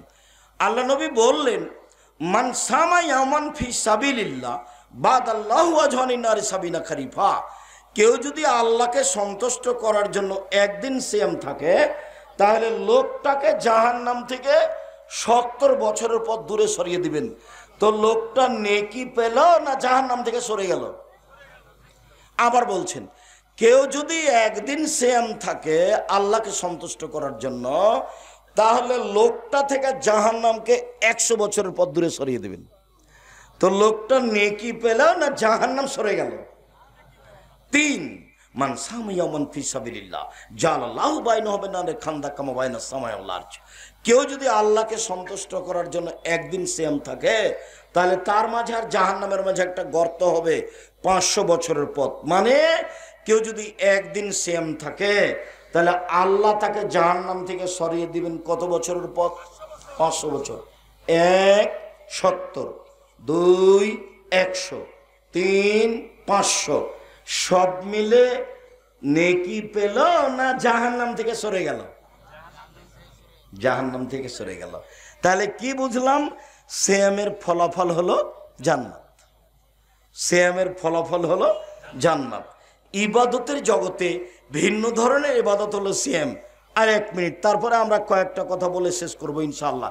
এক খেয়ালে চেয়ে থাকবেন। এই ছালাই, তুমি দাঁড়িয়ে আছো, বেখেয়াল হয়ে আছো নাকি? এই জন্যই একটু জায়গা বড় করতে হয়। দাঁড়িয়ে মানুষ 20 মিনিট থাকতে পারবে, তারপর একটু ঘুরবে, একটু হাঁটবে।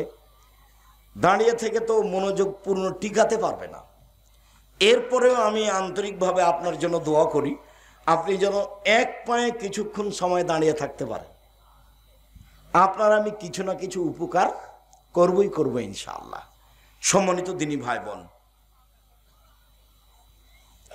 4টে জিনিস বিচারের মাঠে মানুষের জন্য আল্লাহর সাথে কথা বলবে, মানুষের পক্ষে হয়ে।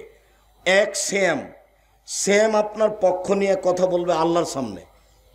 2, কালো পাথর, হজ করতে গিয়ে চুমা দেয় যে কালো পাথর আপনার পক্ষে বিচারের মাঠে কথা বলবে আল্লাহর সাথে।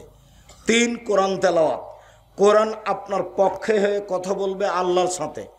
4, যে আঙ্গুলে তাসবিহ গণনা করেন, সুবহানাল্লাহ আলহামদুলিল্লাহ, এই আঙ্গুল আপনার পক্ষে হয়ে কথা বলবে বিচার মাঠে। তবে আর একটা জিনিস আছে, যেগুলো ছেলে মেয়ে যুবকর আগেই মারা গেছে, এই ছেলে মেয়েও বাপ মায়ের পক্ষে কথা বলবে আল্লাহর সামনে। বলবে, আমার বাপ মাকে আগে জান্নাতে দেন, তারপরে কোনো কথা। এই জন্য ছেলে মেয়ে বেশি নিতে হয়। 2, 4, 10টা হলে 2, 3টা মারা যায়, 2, 4, 5টা থাকে। তা আপনার ছেলেই মাত্র একটা, দুনিয়ার শয়তান কয়টা হবে আর কয়টা? 2টা ছেলে মেয়ে কানা আর কচড়া, তুই বদ, কারো কথা মানে না। একটা ছেলে আদর বেশি দিয়েছেন, আর আপনারা ছিলেন 10 ভাই বোন, আল্লাহু সামাদ। আপনার মা চলে গেছে পিষতে, আটা পিষতে, রুটি বানাবে। ছেলে কাঁদতে কাঁদতে কতক্ষণ কাঁদলো, তারপরে যখন দুধ দিয়েছে তখন বাচ্চা বেশ তৃপ্তি সহকারে দুধ খেলো।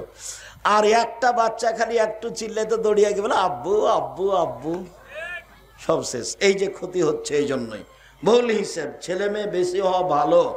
আব্দুল্লাহর বক্তব্য এখানে খুব গুরুত্ব বহন করে, যার কারণে আমি আব্দুল্লাহর বক্তব্যগুলো আপনাদেরকে আমি শুনতে বলি।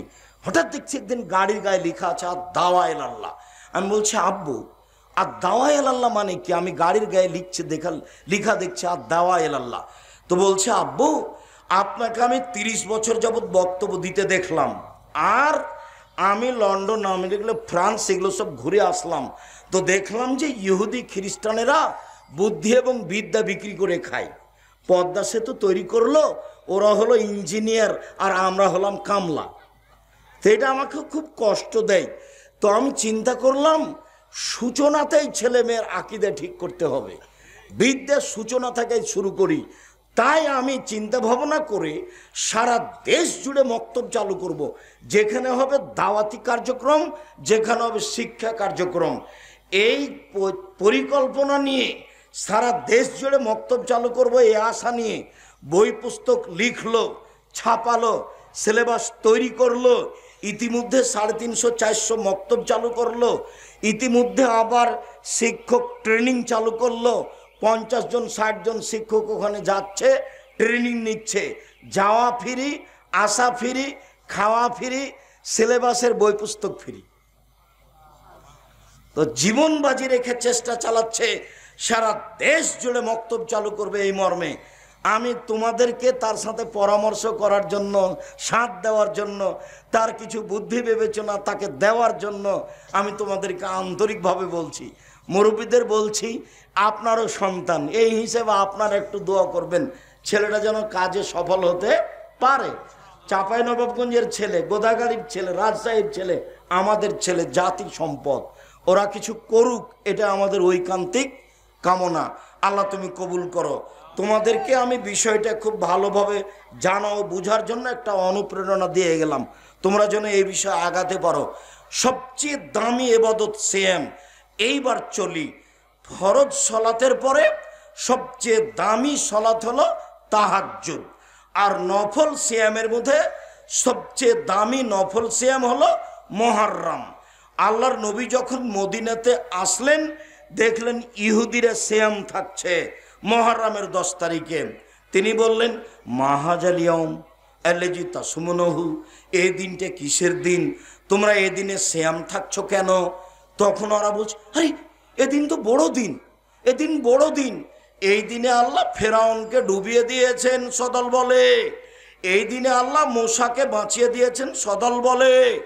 মূসা আল্লাহর শুকরিয়া আদায়ের জন্য সিয়াম থেকে ছিলেন, তাই আমরা এই দিনে সিয়াম থাকি মুহররমের 10 তারিখে। আচ্ছা আচ্ছা, শোনো, নাহনু আওলা ওয়া আহাক্কু বিমূসা মিনকুম, তোমরা যে মূসার সুন্নাত পালন করছো, শুকরিয়া আদায় হিসাবে আমরা তোমাদের চেয়ে বেশি হক রাখি শুকরিয়া আদায়ের ব্যাপারে। অতএব আমিও সিয়াম থাকলাম, সঙ্গী সাথী সবাই সিয়াম থাকো। যেমন বললেন, সাহাবী বলে উঠলেন, আল্লাহু সামাদ। একই কথা আপনি দিনরাত বলছেন ইহুদিদের বিরোধিতা করতে হবে, খ্রিস্টানের বিরোধিতা করতে হবে, এই দিন ওদের বড় দিন, এদিন ওদের বড় দিন, এদিনে সিয়াম থাকা হবে না, তাই এদিন তাদের বড় দিন। শোনো, লাইন বাকাইতো এলা কাবেলিন লা সুমান্না তাসিয়া, আমি যদি সামনে বছর বেঁচে থাকি তাহলে 9 তারিখও সিয়াম থাকবো। 9 তারিখ হবে বিরোধিতা, 10 তারিখ হবে শুকরিয়া। 9 তারিখ হবে বিরোধিতা, 10 তারিখ হবে শুকরিয়া। কথা স্পষ্ট বোঝা গেল কি? মনে থাকবে না মনে হয়? মুহররমের 10 তারিখের সাথে কারবালার 10 তারিখের কোনো সম্পর্ক নেই। ফাতেমা কান্দিয়া কয়, আজ বুঝি হুসাইন কারবালাতে শহীদ হয়। যেদিন হুসাইন শহীদ হচ্ছেন তার 49 বছর আগে ফাতেমা মারা গেছে। কতদিন আগে? 49 বছর আগে। তাহলে এটা কথা মিল খেল? তাহলে মৌলানা সাহেবের এই বক্তব্য পুথির গানের মতো হয়ে গেল। 6 মাসের রাস্তা মর্দ 6 দিনে গেল, ঘোড়ায় চড়িয়া মর্দ হাঁটিয়া চলিল, পুথির গানের মতো। এই জন্য আমি বলি যে আপনারা কেন যে চিন্তা ভাবনা করেন না, এইসব বক্তৃতা, এইসব বক্তা থেকে বেঁচে থাকতে হবে, এই কথাই ঠিক। আপনাকে কেন তিতা লাগে না? তিতা লাগা উচিত। এই ছেলে শোনো, আল্লাহর নবী বললেন, কেউ যদি মুহররমের 2 দিন সিয়াম থাকে বিগত 1 বছরের পাপ ক্ষমা হবে। তিনি বললেন, কেউ যদি আরাফার 1 দিন সিয়াম থাকে আগে পরে 2 বছরের পাপ ক্ষমা হবে। তিনি বললেন, মানুষ সারা বছর সিয়াম পালনের নেকি পাবে দুইটি পদ্ধতিতে, এক, প্রতি মাসে কেউ যদি 3 দিন সিয়াম থাকে আর রমজান সিয়াম থাকে তাহলে সারা বছর সিয়াম পালনের নেকি পাবে, এটা একটু ভারী। দুই, কেউ যদি শাওয়ালের 6টা সিয়াম থাকে আর রমজান থাকে তাহলে সারা বছর সিয়াম পালনের নেকি পাবে। এই ছেলে, তোমার কথা মনে থাকবে ইনশাল্লাহ। আবার কথায় পুনরায় বলি, উপস্থিত বৈঠকের দিনই মুসলিম বোন, এই মেঘ, কথা বলছো কেন? চুপ থাকো। এত তাড়াতাড়ি ব্যস্ত হয়ে পড়ছো কেন? দেখেন তো, মুহররমের 2 দিন সিয়াম থাকলে কেমন নেকি হবে? বিগত 1 বছরের পাপ ক্ষমা হবে। আরাফার 1 দিন সিয়াম থাকলে কি হবে? আগে পরে 2 বছরের পাপ ক্ষমা হবে। ওয়াবাক ইবাদত, সামনে কি করব না করব সব ক্ষমা। এ তো অবাক পদ্ধতি। এর নাম আরাফার সিয়াম, খুব দামি 1 দিন। 3, 2টা পদ্ধতি সারা বছর সিয়াম থাকার। এক, প্রতি মাসে 3 দিন, 13, 14, 15। হাইজের কারণে যদি কোনো মহিলার সমস্যা হয় তাহলে 18, 20, 22, 24 কোনো সমস্যা নেই। আয়েশা রাদিয়াল্লাহু তাআলা আনহা বলেন, আরবি মাসের মধ্যে হলেই হলো, সে যেদিনই হোক। কথা বোঝা যায় কি? আরবি মাসের মধ্যে হলেই হলো। তাহলে রমজান আর প্রতি মাসে 3টে, তাহলে কি পাবো আমরা? সারা বছর সিয়াম পালনে নেকি পাবো। এটা একটু ভারী। আর এদিকে চলে আসি, একবারই সহজ, শাওয়ালের 6টে আর রমজান, তাহলে কি পাবো? সারা বছর সিয়াম পালনের নেকি পাবো। উল্লেখ্য যে মহিলাদের হায়েজের কারণে 5-7টা ছুটে গেছে, এইটা আগে করতে হবে, এই হিসাব ঠিক নয়। হাইজের কারণে যেগুলো ছুটে গেছে সেগুলো জীবনে যেদিন পারবে সেদিন করবে, মরে গেলে কোনো সমস্যা নেই। আয়েশা রাদিয়াল্লাহু তাআলা 10 মাস পরে করতেন। অতএব শাওয়ালেরটা আগে হবে, বাদ দিয়ে হবে, এগুলো হিসাব নাই। 6টা করবে, ধারাবাহিক করাই ভালো। সম্মানিত দিনী ভাই বোন, এবার চলে আসলাম শাবানের সিয়ামে। এবার আমি আপনার কাছাকাছি আছি, বক্তব্য শেষের দিকে। আপনাকে খুব ভালো কথা স্মরণ করার জন্য প্রস্তুতি নিচ্ছি। 15ই শাবান সিয়াম পালন করা থেকে বিরত থাকবেন। এই ফাঁকি দেওয়া কাজ করবেন না। শুধুমাত্র শাবান মাসে 13, 14, 15 3টে সিয়াম থাকবেন না। শুধুমাত্র শাবান মাসে 2টে সিয়াম থাকবেন না। ওরাই শাবানের 13, 14, 15 থাকবে যারা অন্যান্য মাসেও 13, 14, 15 থাকে। আর শাবান মাসে কি করতে হবে? এবার শুরু হলো। এই ছেলে, ওইদিকে মুখ করে দাঁড়িয়ে আছো কেন? এদিকে খেয়াল করো। ওইদিকে তুমি দাঁড়িয়ে কার কথা শুনছো? শাবান। আয়েশা রাদিয়াল্লাহু তাআলা আনহা বলেন, কানা নবী সাল্লাল্লাহু আলাইহি ওয়াসাল্লাম ইয়াসুমু শাবানা কুল্লাহু। আল্লাহর নবী পুরো শাবান সিয়াম থাকতেন। হাদিস বুখারী মুসলিম। আয়েশা রাদিয়াল্লাহু তাআলা আনহা বলেন, কানা নবী সাল্লাল্লাহু আলাইহি ওয়াসাল্লাম ইয়াসুমু শাবানা ইল্লা কালিলা। আল্লাহর নবী পুরো শাবান সিয়াম থাকতেন, তবে শেষের দিকে কিছু বাদ দিতেন, প্রায় 20-25টা এরকম থাকতেন। উম্মু সালমা রাদিয়াল্লাহু তাআলা আনহা বলেন, মা রাআইতু রাসূলুল্লাহ সাল্লাল্লাহু আলাইহি সাল্লাম ইয়াসুমু শাহরাইন মুতাতাবিআইন ইল্লা শাবান রমজান।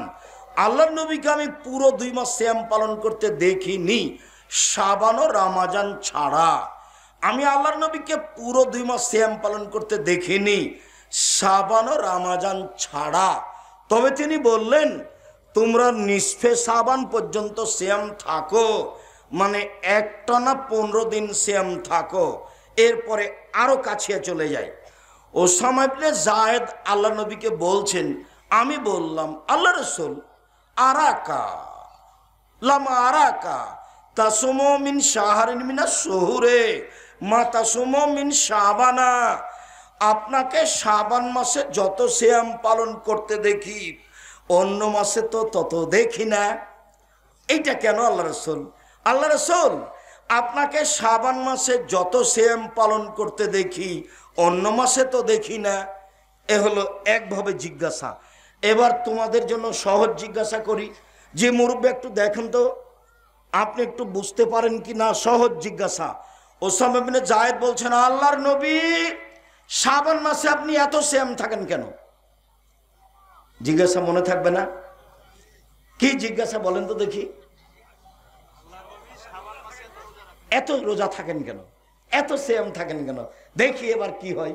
কি বলছেন উনি? এবার বলছেন, যাকা শাহরুন বাইনা রাজাব ও রামাজান, এইটা একটা মাস, রজব ও রামাজানের মাঝে এক ভুল নাসান হো, মানুষ তাতে গাফেল থাকে। এইটা একটা মাস, রজব ও রামাজানের মাঝে মানুষ তাতে বেখিয়াল থাকে। তুরফাউল আমাল ইলা রাব্বিল আলামিন ফিহে, এই মাসে বাৎসরিক রিপোর্ট পেশ করা হয় আল্লাহর কাছে। ওয়ানা উহিব্বু আইরফা আমালি ওয়ানা সায়েম, আমার মন চায়, আমি ভালোবাসি আমার রিপোর্টটা যখন আল্লাহর কাছে বাৎসরিক দেওয়া হবে তখন সিয়াম অবস্থায় দেখো দেখো দেখো রিপোর্ট নাও, আমি সিয়াম আছি। তিনি বৃহস্পতিবার সোমবার সিয়াম থাকা ভালোবাসতেন। তিনি বলছেন, পৃথিবীর মানুষ শুনে রেখো, মানুষের সাপ্তাহিক রিপোর্ট পেশ করা হয় বৃহস্পতিবার সোমবার। অনা উহিব্ব আইরফা আমালি অনা সায়েম, আমি ভালোবাসি সাপ্তাহিক রিপোর্ট আল্লাহর কাছে পেশ করা যখন হবে আমার, তখন আল্লাহ দেখুক আমি সিয়াম আছি। দেখো নেও আমার রিপোর্ট, দেখো সাপ্তাহিক, দেখো আমি সিয়াম আছি, দেখো বাৎসরিক রিপোর্ট, দেখো আমি সিয়াম আছি। মনে থাকবে কি? আল্লাহ রাসূলের জানা ছিল না সেদিন 15ই শাবান। কিভাবে কিভাবে ভারত বাংলাদেশ পাকিস্তানের আলেওয়ালা জেনে নিল সেদিন 15ই শাবান। তাই তারা কল কারখানা, অফিস আদালত, কোর্ট কাচারি, শিক্ষা প্রতিষ্ঠান সব কিছু বন্ধ করে রাতে গোসল করে আতর গোলাপ মেখে সিয়াম থাকে। একবারে নগদ মিথ্যে। সম্মানিত দিনী ভাই বোন, আপনাকে আমি কষ্ট দেওয়ার জন্য বলিনি। উপস্থিত বৈঠকের মুসলিম বোন, এই মেয়ে কথা বলছো কেন? তোমার মনে ভুলে গেলে এত তাড়াতাড়ি? তোমাকে তো আমি মুখখান বন্ধ রাখতে বলেছি। মহিলা বদনাম করে, তো বদনাম কি ঠেলাই পড়ে করে না এমনি করে? ঠেলাই পড়ে করে। যে আপনাকে যে আমি 100 বার বলছি মুখখান বন্ধ রাখেন, তা আপনি মুখখান খুলছেন কেন? কাউকে যদি ডাকতে হয় তো ইশারা করে রাখেন, ইশারা করে ডেকে নিয়ে যান। ঢং ঢং করে এসেছেন, ঢং ঢং করে চলে যাবেন। স্বামীও যেমন আপনিও তেমন, বাপ যেমন আপনিও তেমন। আপনি মুখে ডাকছেন কেন? এই খালেদা, এই খালেদা, চল তো চল, যাবি না? এভাবে ডাকছেন কেন? আপনি মুখখন বন্ধ করেন, দিয়ে খালেদাকে ইশারা করেন, ইশারা করে ডেকে নিয়ে যান। শরম হয় না কেন? একটু হায়া হয় না কেন? সম্মানিত দিনী ভাই বোন শুনুন, রিপোর্ট ধরার জন্য শাবান মাসে বেশি বেশি সিয়াম থাকতে হবে। আজ থেকেই শুরু করেন। যদিও শাবান শুরু হয়েছে ওই রবিবারে, আর এক রবিবার চলে গেছে, সোমবার গেছে, মঙ্গলবার গেছে, আজ কি বার গেল? বুধবার গেল। ধারাবাহিকভাবে সিয়াম থাকা উচিত ছিল। জানি না আছেন কি না। মুরব্বী, আপনাকে আমি অনেক ভালোবাসি। আজ থেকে চেষ্টা করেন যে কোনো মূল্যে বৃহস্পতিবার সোমবার সিয়াম থাকবই। ফেটে যাক কেটে যাক তাতে আসে যায় না। সাহারি হোক আর না হোক সিয়াম থাকবই থাকবো। যতক্ষণ পর্যন্ত আপনি ত্যাগে না যাবেন ততক্ষণ পর্যন্ত আপনি টিকতে পারবেন না। আরে সাহারি ছাড়ো, সাহারি বরকতের কাজ এখনো হলো না তো কি করব? এমনি সিয়াম থাক। আপনি আমার দিনী বোন, আপনাকে আমি অনেক ভালোবাসি। আপনি আজ থেকে নফল সিয়ামের সিদ্ধান্ত নেন।